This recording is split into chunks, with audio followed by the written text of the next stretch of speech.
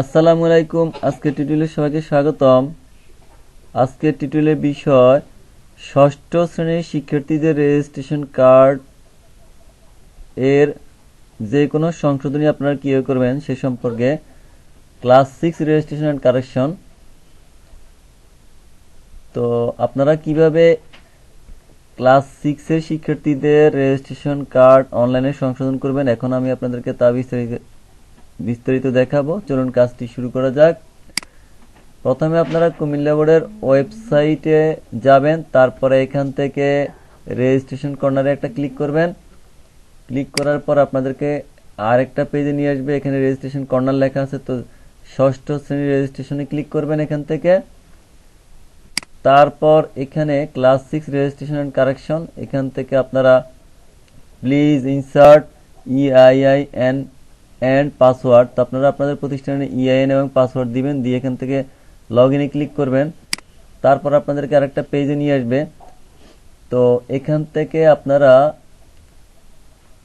Registration correction এখানে click করবেন। তো এর আগে আপনারা এখানে রেজিস্ট্রেশন লিস্ট থেকে শিক্ষার্থী তথ্য দেখে নেবেন, রেজিস্ট্রেশন নাম্বারটা দেখে নেবেন। তো যেহেতু আমরা রেজিস্ট্রেশন কার্ড সংশোধন করবো, এই জন্য রেজিস্ট্রেশন কারেকশনের নিচে ছোট একটা অ্যারো আছে, এখানে ক্লিক করব। তারপরে এখান থেকে কারেকশনে রাইট ক্লিক করে আমরা ওপেন লিংক ইন নিউ ট্যাবে নিয়ে যাব। তারপরে এখানে কারেকশনের লাস্ট ডেট দেওয়া আছে। তো চুজ স্টুডেন্ট সেশন, শিক্ষার্থীর শিক্ষাবর্ষ সিলেক্ট ওয়ানে ক্লিক করবেন। তো আপনি কত সালের শিক্ষার্থীর রেজিস্ট্রেশন কার্ড সংশোধন করতে চান, তো আমি যদি 2023 সালের শিক্ষার্থীর রেজিস্ট্রেশন কার্ড সংশোধন করবো, জন্য আমি 2023-এ ক্লিক করব। তারপরে এখানে registration number take reg from list print, ওই যে লিস্ট থেকে আপনারা ওই শিক্ষার্থীর রেজিস্ট্রেশন নাম্বারটা দেখে নেবেন। তো আমি এখানে এটাকে পেস্ট করে দিলাম, আমি আগে কপি করে নিলাম। তো রেজিস্ট্রেশন নাম্বারটা দেওয়ার পরে এখান থেকে আপনারা সাবমিটে ক্লিক করবেন। সাবমিটে ক্লিক করার পরে ওই শিক্ষার্থীর এখানে তথ্য চলে আসবে। তো আপনি যেই তথ্য সংশোধন করবেন, এখানে birth registration, student name, father's name, mother's name, date of birth, gender ইত্যাদি, এখান থেকে যে তথ্যটা আপনারা কারেকশন করবেন সেটাতে ক্লিক করবেন। ক্লিক করে আপনারা সেটাকে এডিট করতে পারবেন। তো এখানে আপনারা দুইটা কাজ আগে করে রাখতে হবে। স্টুডেন্ট বার্থ রেজিস্ট্রেশন কার্ড, অর্থাৎ অনলাইনে স্টুডেন্টের যে জন্ম সনদটি আছে সেটাকে আপনারা আগে স্ক্যান করে রেখে দিবেন। তারপর এখানে চুজ ফাইলে ক্লিক করে সেটা দেখিয়ে দিবেন, এবং শিক্ষার্থীর একটা ছবিও আগে আপনারা স্ক্যান করে রেখে দিবেন। তারপরে এখানে চুজ ফাইলে ক্লিক করে সেটাকে দিয়ে দিবেন। তো চুজ ফাইলে ক্লিক করার পরে আপনারা রেজিস্ট্রেশন কার্ডটা যেখানে রাখছেন সেখানে গিয়ে দেখিয়ে দিয়ে ওপেন দিবেন। তা ওপেন দিলে এটা এখানে চলে আসবে, এবং এখানেও ছবিটা দিয়ে দিবেন। চুজ ফাইলে ক্লিক করে আপনারা যেখানে স্টুডেন্টের ছবিটা স্ক্যান করে রাখবেন, তো সেখান থেকে আপনারা ছবিটাও দিয়ে তারপরে সিলেক্ট করে ওপেন করবেন, এখানে চলে আসবে।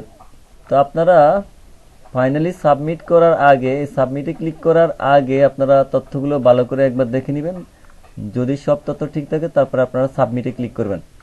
সাবমিটে ক্লিক করার পরে তো আপনারা এখানে আবার রেজিস্ট্রেশন কারেকশনের এখানে আসবেন। আসার পরে এখানে আনপেইডে ক্লিক করবেন। আনপেইডে ক্লিক করার পরে দেখেন আপনারা যে শিক্ষার্থীর তথ্য এডিটের জন্য দিলেন, যেমন আমি এই শিক্ষার্থীর তথ্য অর্থাৎ রেজিস্ট্রেশন কার্ড এডিটের জন্য দিয়ে আমি সাবমিট করলাম, এখানে তার সব তথ্য চলে আসছে। যদি এখানে কোনো কিছু ভুল থাকে আপনারা ডিলিট করে আবার আগের মতো আমার দেখানো সিস্টেমে আপনারা আবার একইভাবে কাজ করে সাবমিট করলে এখানে চলে আসবে। তো এখন এখানে টোটাল টিকিট টাকার পরিমাণটা এখানে নাই, যে তো এখানে যেহেতু এই শিক্ষার্থীর আমরা এই তথ্যগুলো এডিট করব, তা আমি এখান থেকে তার রেজিস্ট্রেশন নাম্বারে বামে যে চেকবক্স আছে এই ঘরটার মধ্যে একটা ক্লিক করব, এটাকে চেকবক্স বলা হয়। তো ক্লিক করার সাথে সাথে এখানে 500 টাকা চলে আসছে। এবার এই টাকাটা আমরা সাবমিট করব, পেমেন্ট করব। এই টাকাটা আমরা পেমেন্ট করব, এই জন্য মেক পেমেন্টে ক্লিক করব।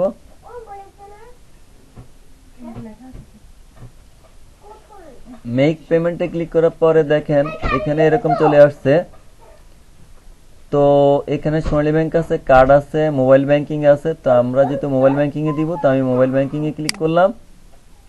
তারপরে মোবাইল ব্যাংকিং এর মধ্যে আমরা কোন মোবাইল ব্যাংকিং কে এই 500 টাকা পরিশোধ করব, তো আমি যেহেতু বিকাশে দিব, তো আমি বিকাশে ক্লিক করলাম। তো দেখেন এখানে মেইন অ্যামাউন্ট হচ্ছে 500 আর প্রসেসিং ফি হলো 5 টাকা। টোটাল অ্যামাউন্ট 505 টাকা। আপনারা একটা মোবাইলে একটা বিকাশ অ্যাকাউন্টে 505 টাকা বা এর থেকে একটু বেশি কিছু রাখবেন লোড নিয়ে। তো এখান থেকে আমরা এটা ফেড করবে জন্য কনফার্মে ক্লিক করব।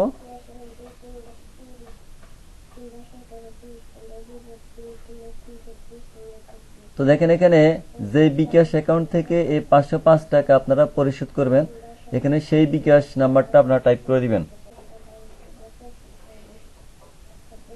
তারপরে এখান থেকে কনফার্মে ক্লিক করবেন।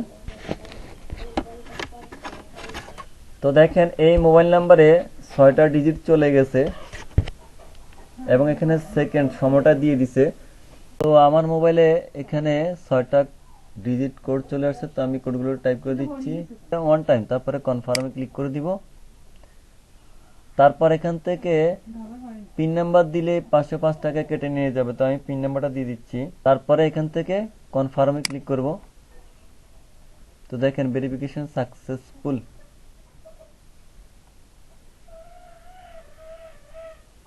তো পেমেন্ট সাকসেসফুল। তো পেমেন্ট হয়ে গেছে, আমার বিকাশ নাম্বার থেকে টাকাটা কেটে নিয়ে গেছে।